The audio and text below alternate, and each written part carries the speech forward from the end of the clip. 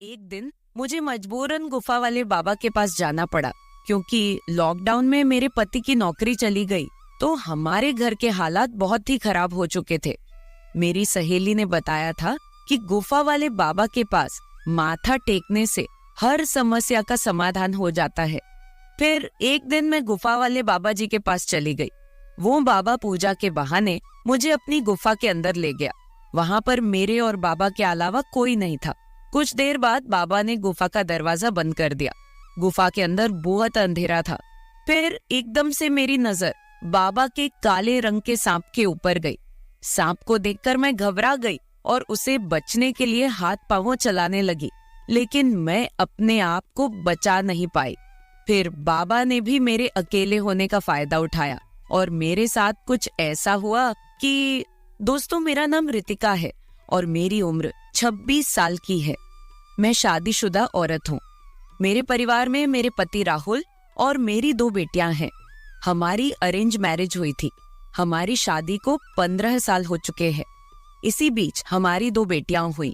बड़ी का नाम हमने बड़े प्यार से रोशनी और छोटी का नाम काजल रखा। मेरे पति एक मिडिल क्लास फैमिली से बिलोंग करते हैं।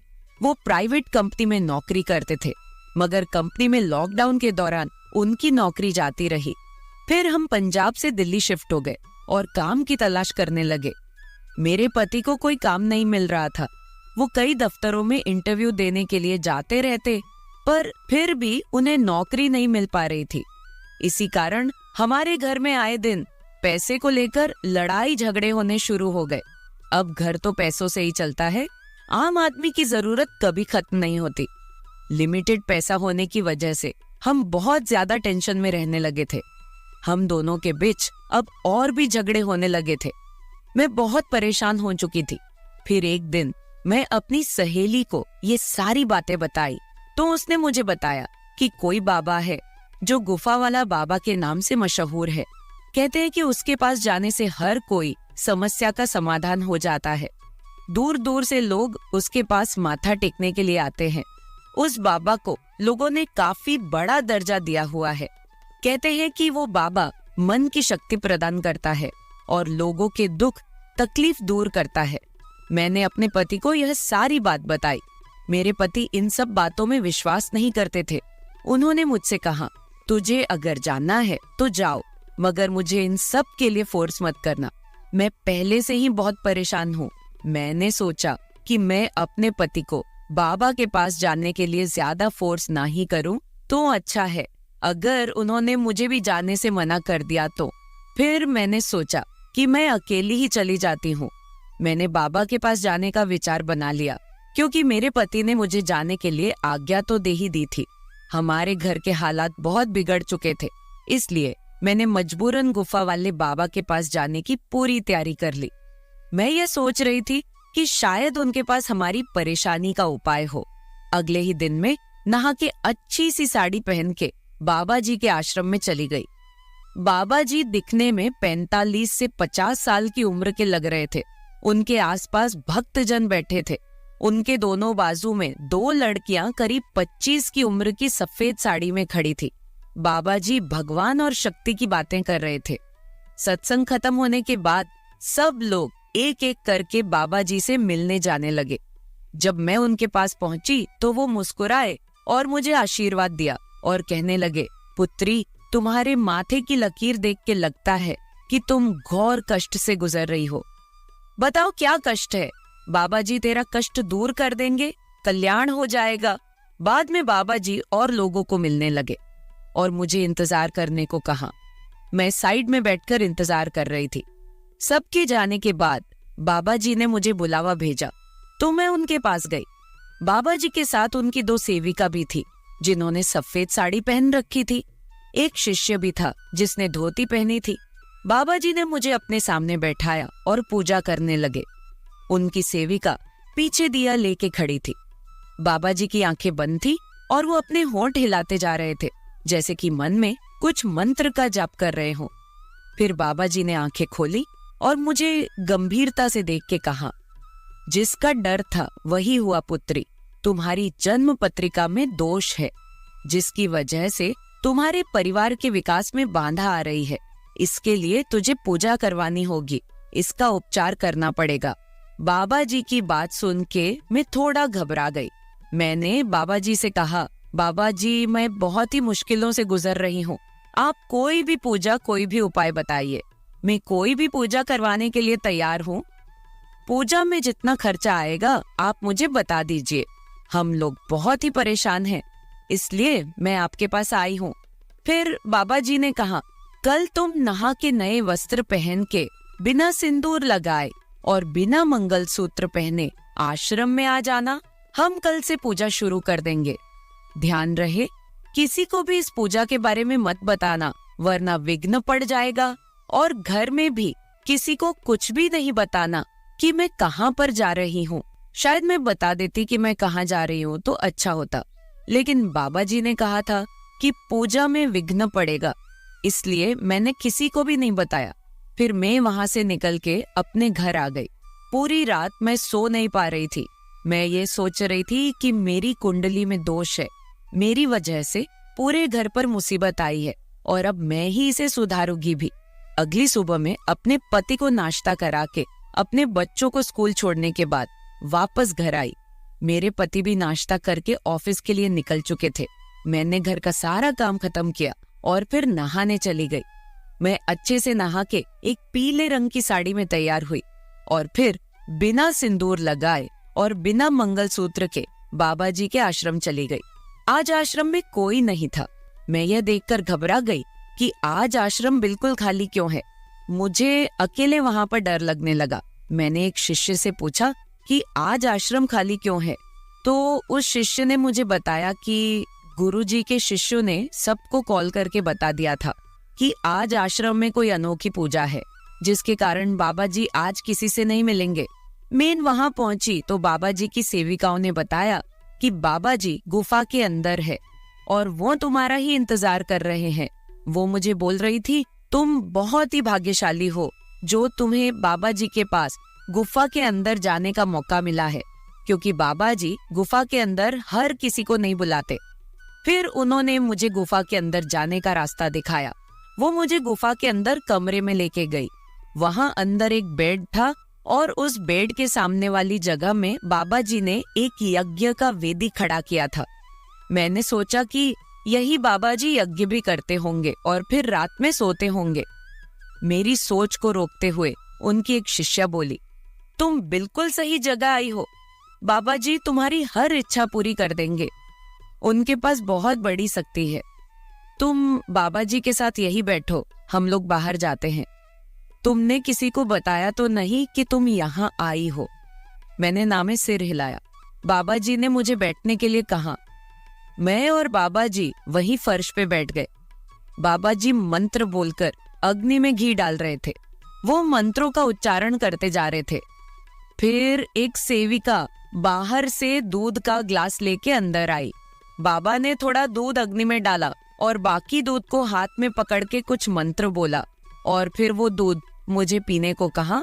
बाबा बोले, इसे पी जाओ, लेकिन मुझे डर लग रहा था कि कुछ गलत ना हो जाए, क्योंकि यहाँ पर कोई और नहीं था। मुझे डर लग रहा था, मगर मैंने डरते डरते दूध का ग्लास हाथ में ले लिया और दूध एक ही बार में पूरा पी लिया। दूध पीने के बाद मुझे कुछ अजीब सा लगने लगा। अचानक ही मुझे नशा सा चढ़ने लगा। मेरी आंखों के आगे अंधेरा छाने लगा। मैं बेहोश सी होने लगी। मैं फर्श पे ही गिर पड़ी। मुझे लगा कि मुझे शायद कुछ कमजोरी की वजह से चक्कर आ गए हैं। पहले तो मैं कुछ समझ ही नहीं पा रही थी।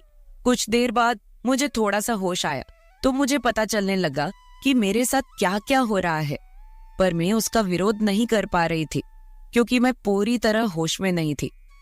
मुझे महसूस हो रहा था कि कुछ जने मिलके मुझे उठा रहे हैं और फिर उन्होंने मुझे पलंग पे लेटा दिया। मैं आंखें खोल के सब कुछ देख रही थी मगर कुछ कर नहीं पा रही थी। फिर उस बाबा ने अपने शिष्य को बाहर इंतजार करने के लिए कहा। बाबा ने पूजा शुरू कर दी। मैं बाबा की यह हरकत देखकर हैरान रह गई। मैं सोचने लगी कि यह किस तरह की पूजा है। मेरे पति ने तो कई दिनों से मुझे छुआ तक नहीं था, क्योंकि वो अपनी परेशानियों से घिरा रहता था। घर की परेशानियों को देखकर मैं तो खुद बहुत परेशान थी, अगर मैं परेशान ना होती तो यहाँ फर्जी बाबा के पास पूजा कराने कभी ना आती। बाबा के पास आने से पहले मैंने सोचा था कि अगर एक पूजा कराने से हमारे घर में सुख समृद्धि आती है तो इसमें हर्ज ही क्या है। लेकिन मुझे नहीं पता था कि यह बाबा मेरे साथ ये हरकत करेगा। मैं बेहोशी की हालत में बाबा की तरफ देख रही थी। वो मुझे बोलते जा रहा था कि पुत्री, एकदम से शांत हो जाओ और पूजा करो। मैं तुम्हारी सब परेशानी दूर कर दूंगा। तुम्हारे घर को भी शुद्ध करना पड़ेगा। किसी दिन तुम्हारे घर पे जाकर घर को भी शुद्ध कर देंगे। लेकिन मुझे अब धीरे धीरे पता चल रहा था कि कुछ गलत हो रहा है। फिर बाबा बोल रहा था, कैसा लग रहा है पुत्री? तुम्हारे दिल में जो भी परेशानी है दिल से निकाल दो। फिर बाबा जोर जोर से मंत्र उच्चारण करने लगा। सुबह जब मैं घर से निकली थी तो मैं बहुत खुश थी कि चलो पूजा हो जाएगी तो घर में कुछ बरकत होगी। लेकिन मुझसे बहुत बड़ी भूल हो गई थी कि मैंने किसी को बताया नहीं आने के बारे में। अब अगर मैं विरोध करती हूँ तो ये बाबा मुझे मरवा डालेंगे और किसी को कुछ पता भी नहीं चलेगा। मैं वहां से भागना चाहती थी, मगर नशे की वजह से मैं कुछ भी कर नहीं पा रही थी। अब मुझे एहसास हो रहा था कि मैं जहां आकर कितनी बड़ी गलती कर दी है। यहाँ तो कुछ गलत काम होते हैं, बाबा तो लोगों की श्रद्धा के साथ खेलते हैं। मेरे दिमाग में बहुत सारी ऐसी बातें चल रही थी कि मैंने यहाँ आने की गलती क्यों की है। बाबा मुझे बोल रहे थे, शाबाश पुत्री, तुम बहुत अच्छे से पूजा में हिस्सा ले रही हो। तुम ऐसे ही पूजा करती रहो, मैं तुम्हारे घर की हर समस्या को दूर कर दूंगा। लेकिन मैं तो जान चुकी थी कि बाबा मेरी कौन सी समस्या दूर कर रहे हैं। मैं उसी दिन ठान लिया था कि मैं एक बार आश्रम से बाहर निकल गई तो मैं इस बाबा को नहीं छोड़ूंगी। मुझे अच्छे से पता चल गया था कि बाबा के डेरे में कौन से गलत काम होते हैं। अब मुझे बाबा के डेरे में होने वाली गलत हरकतों का भांडा फोड़ना था।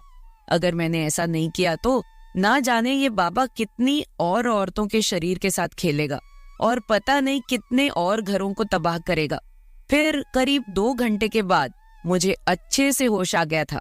बाबा मुझे बोले, पुत्री, तुम्हारी पूजा संपन्न हो चुकी है, अब तुम घर जा सकती हो। तुम्हारे साथ सब कुछ कल्याण होगा। मैंने बहुत अच्छे से पूजा की है और मंत्रों का उच्चारण किया है। अब तुम्हारे पति की नई नौकरी भी लग जाएगी और तुम खुशी से अपना जीवन व्यतीत करोगी। लेकिन मैंने तो ठान रखी थी कि मैं बाबा का पर्दाफाश करके ही छोड़ूंगी। अगर मैंने ऐसा ना किया तो ये बाबा भोले भाले लोगों को अपने जाल में फंसाए रखेगा और उन्हें लुटता रहेगा। फिर बाबा ने मुझे छोड़ दिया और मैं गुफा से बाहर आ गई। आश्रम से बाहर आने के बाद मैंने बहुत सोच विचार की और मैं सीधा वहां से पुलिस स्टेशन चली गई। पुलिस स्टेशन जाकर मैंने बाबा के खिलाफ कंप्लेंट लिखवाई। बाबा ने जो जो कुछ भी मेरे साथ किया था मैंने सब कुछ वहां पर बता दिया और पुलिस को साथ लेकर बाबा के आश्रम पहुंच गई। पुलिस ने बाबा को गिरफ्तार कर लिया। आज वो बाबा जेल के अंदर अपने गुनाहों की सजा पूरी कर रहा है। जब मैंने उस बाबा के खिलाफ आवाज उठाई तो बाद में और भी बहुत सारी लड़कियां सामने आई जिनके साथ बाबा ने गलत काम किए थे। घर जाने के बाद मैंने हिम्मत करके वो सारा कुछ अपने पति को बताया जो बाबा ने मेरे साथ किया था। मेरे पति ने मेरी सारी बात समझी और मुझे बोले कि मैं इसी वजह से इन बाबा लोगों पर विश्वास नहीं करता, जे ऊपर से दिखते कुछ और है और अंदर से होते कुछ और है। वो मुझे बोल रहे थे कि अगर मैं तुझे उस बाबा के आश्रम पर जाने से रोकता तो तुम्हारे दिल में भी इन बाबा लोगों के प्रति विश्वास बना रहता और तुम कौन सा मेरे रोकने से रुकने वाली थी। अब मेरे पति की जॉब भी लग गई है। जो मैंने उस बाबा के खिलाफ कंप्लेंट की थी उसमें मेरे पति ने मेरा पूरा साथ दिया और उस बाबा को कोर्ट ने उम्र कैद की सजा दी है। वो जेल के अंदर अपने गुनाहों की सजा भुगत रहा है। मेरे प्यारे दोस्तों, अगर आप ऐसी ही और भी इंटरेस्टिंग कहानियां सुनना चाहते हैं तो चैनल को सब्सक्राइब जरूर कर ले और बिल नोटिफिकेशन ऑन कर ले। कमेंट बॉक्स में बताएं कि आपको मेरी ये स्टोरी कैसे लगी। कल मिलेंगे ऐसी ही एक और वीडियो के साथ। धन्यवाद।